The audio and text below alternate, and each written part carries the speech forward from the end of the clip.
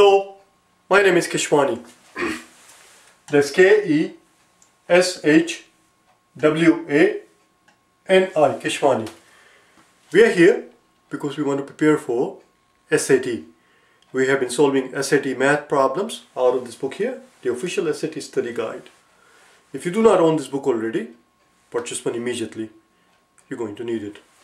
The problem that we are about to solve is the one that you will find on page number 596. 596, and today is our lesson number 53.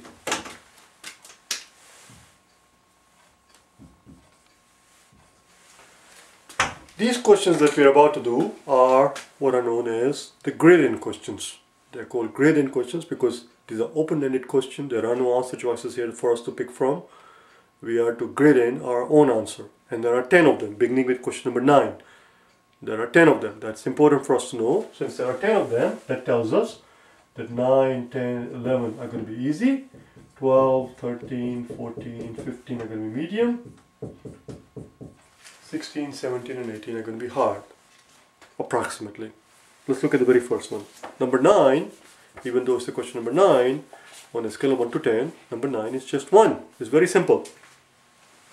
We are told that t cube equals 351. The question is, how much is 4 times t cube? Oh, for crying out loud, 4 times t cube is going to be 4 times the amount. That's all. You just have to multiply 351 times 4 and that's it. 351 times 4 is going to be 4, 20, carry 2, 12 and 2 is 14. There we go. 1404 is our answer. Number 10. It says, what is the coordinates of a point on a number line that is exactly halfway between the points with the coordinates of 53 and 62? There are a couple of ways you can do this thing. I'm going to show you both of the ways. One way actually is to plot out these points that we're talking about from 53 to 62. 53 to 62. And we'll have 54, 55, 56, 57, 58, 59, 60, 61 and 62. So again, this is 54, 55, 56, 57, 58, 59, 60 and 61. What's the point that is exactly halfway in between? Well, if we go 4 units to here, 1, 2, 3, 4, we go 1, 2, 3, 4, we arrive here. And if we go 4 units this way, we arrive here. Or rather, we have to arrive up to here. So where is the halfway point? Well, halfway point is right here in the middle. 57.5. Perhaps I'm making it far too complicated. It's 57.5. Is the midpoint. The midpoint is not 58. The midpoint is not 57. It's 57.5. The quicker way, a smarter way to take care of this problem would have been to simply take the average of 53 and 62. 62 plus 53. Just take the average of 115. So how do you find the average of the two numbers? You add them up and divide by 2. So 115 divided by 2 is all you have to figure out here. How many 1s and a 2? 1 has no 2s. That one goes and joins this one, becomes 11. How many 2s in 11? 11 has 5 2s. The remaining one goes and joins this 5, it becomes 15. How many 2s in a 15? 15 has 7 2s. 7 2s are 14, and the remaining one is 1 over 2, that's the remainder here, 57.5. Maybe I made it far too complicated. It's very simple. 57.5 is the answer. Number 11 on the next page. Number 11 on the next page, page number 597. We are told that a certain triangle has 2 angles that have the same measure. If the triangle has 2 angles that are equal to each other, well, we are dealing with an isosceles triangle. If the length of the 2 sides of the triangles are 50 and 30, well, we are told that the length of the 2 sides are 50 and 30. And we are also told that 2 angles are equal, which means 2 of the sides of the triangle has to be equal to each other, which means there are only 2 possibilities. The triangle either looks like this, 50, 50 and 30, or 30, 30 and 50. Those are the only two possibilities. In both, here these two angles are equal, and here these two angles are equal, and these two sides are equal, and similarly these two sides are equal. This handwriting is it's kind of atrocious. It's 30 and 30. These are the two possibilities for this isosceles triangle. Let's see what they're asking. What is the least possible value of the perimeter of the triangle? They're looking for the perimeter, and they're asking us what is the least possible value. Since they're looking for the least possible value, we have to go with the lower number. 30 plus 30 plus 50. 30 plus 30 is 60. 60 plus 50 is 110. Do you understand? And they used the word least, which strictly speaking, grammatically speaking, is not proper, because least is what is known as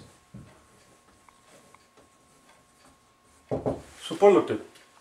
Since there are only two of them, we cannot have the least, we can have the lesser of the two. But of course they couldn't word it like that, because that would give the game away. But there are only two possibilities. There are not more than two possibilities. Least superlative is used when you have more than two choices. Do you understand? When you talk about the least expensive sweater, you have to have more than two sweaters. Do you understand? That's all. The most expensive car would not be the one of the two cars. That will be the more expensive car. Most expensive car means you have more than two cars. Do you understand? This one is my most expensive car, which means you have more than two. Anyway, that was a bit of a digression. I don't know why. Let's go to number 12.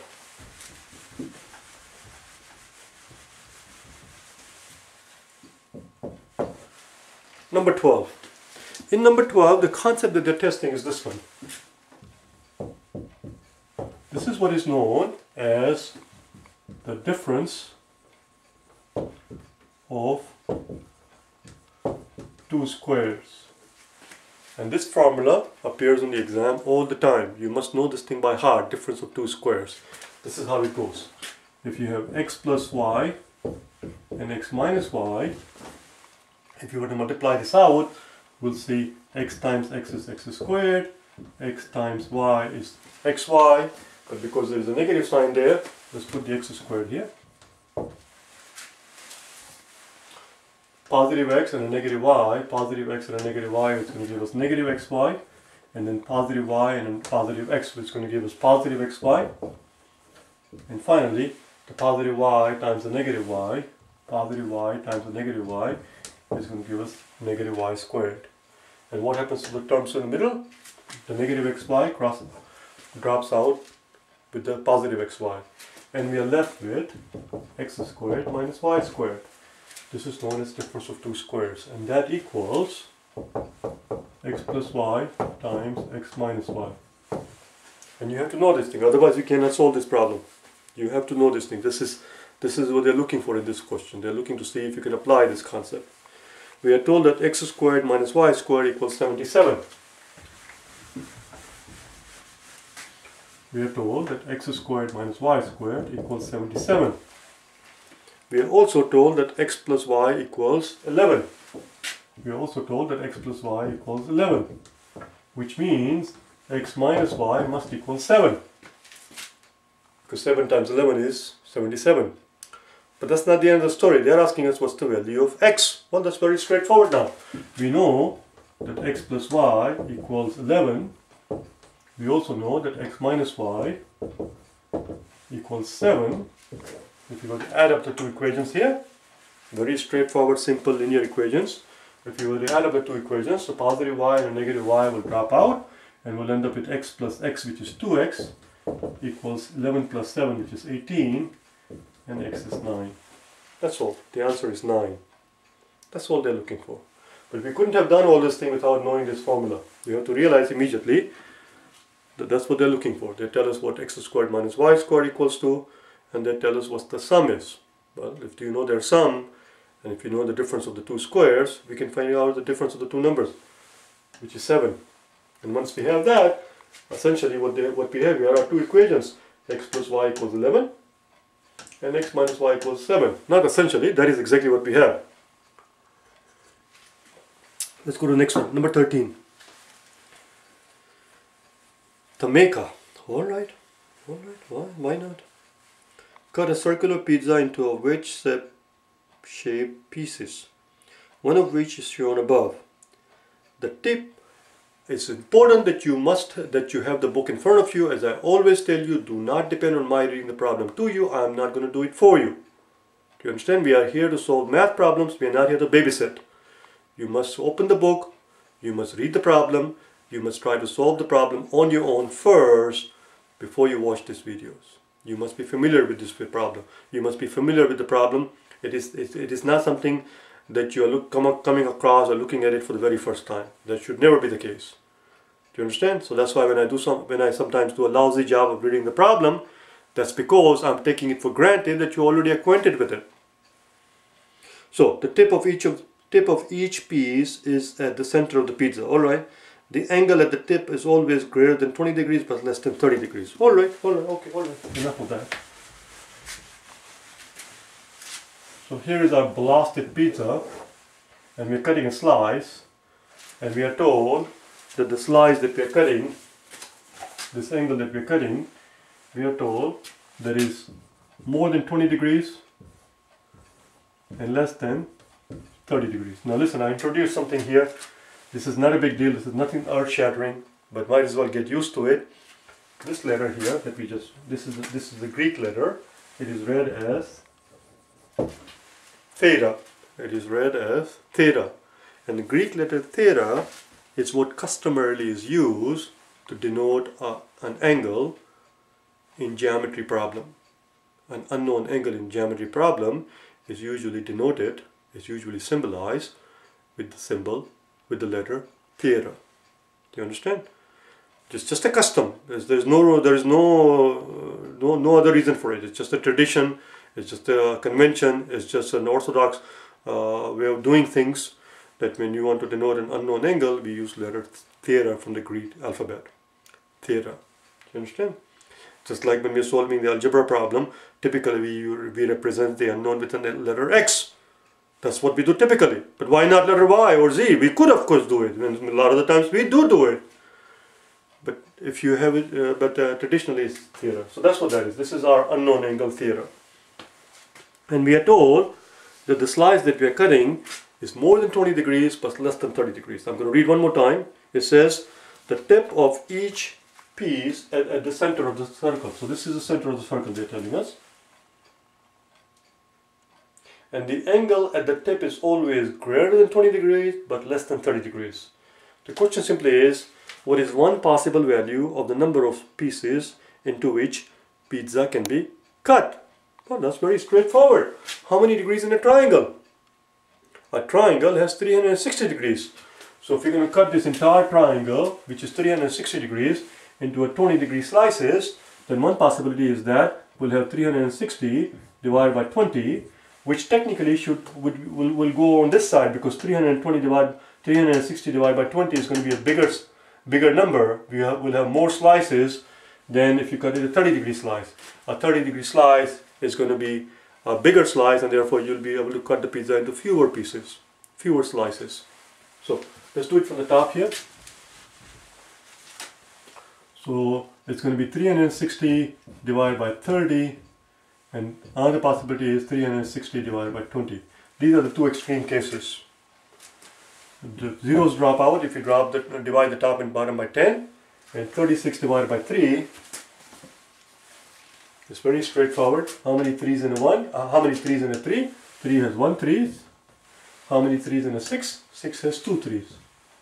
So we will have as few as 12 slices if we cut a very large slice of a 30-degree angle, or we'll have as many as, again, divide the top and bottom by 10. And how many 3's in a how many 2's in a 3? 3 has 1 2. The remaining one goes and joins this guy, becomes 16. How many 2's in a 16? 16 has 8 2's. So we will have as many as 18 slices if you cut a very thin slice of 20 degrees, or we'll have as few as 12 slices if you cut a larger slice of 30-degree angle. Similarly, if you were going to cut the slices into 90-degree angle, we'll have only 4 slices. We'll have only 4 slices. If you cut the pizza into 90 degrees, there you go. We'll have only 4 slices in the pizza. If you cut the pizza in a 45-degree triangle, a 45-degree slice, we'll cut the pizza into 8 pieces. Here, we can either cut it in 30 degrees, right? 30 degrees, and 30 degree would look something like this.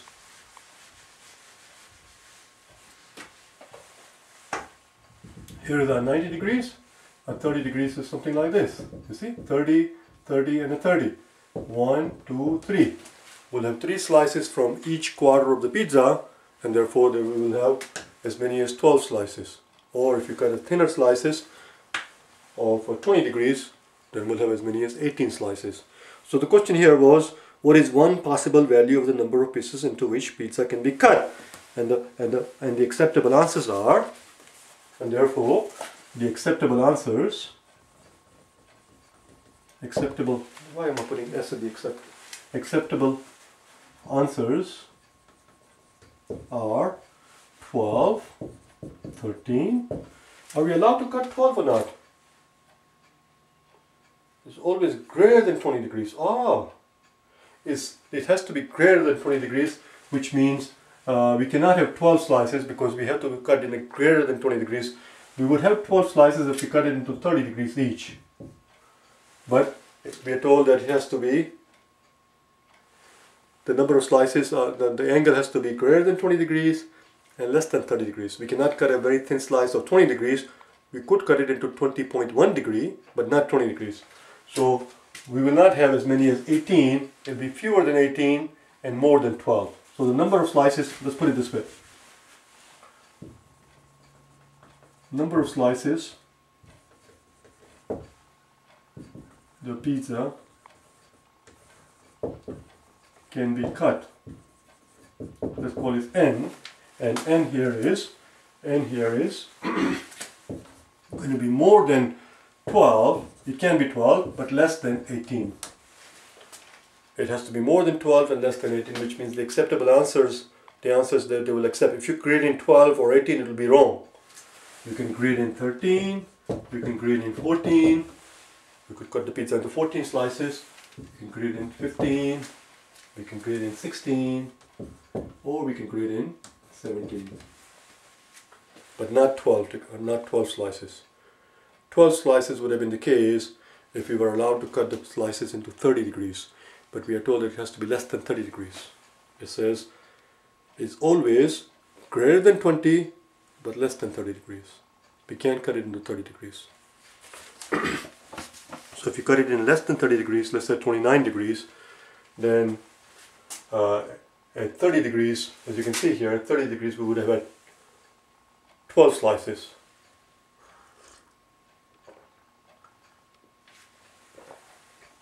But we won't have 12 slices because we have to have a little bit more than 30 degrees. So we can have 13 slices, but not 12 slices. That's it. The acceptable answers are 13, 14, 15, 16 or 17. So which one do you grade in? The answer is, it doesn't matter. You can grade in any one of these numbers and the computer will accept it. Alright? I'll see you tomorrow. Alright? Bye now.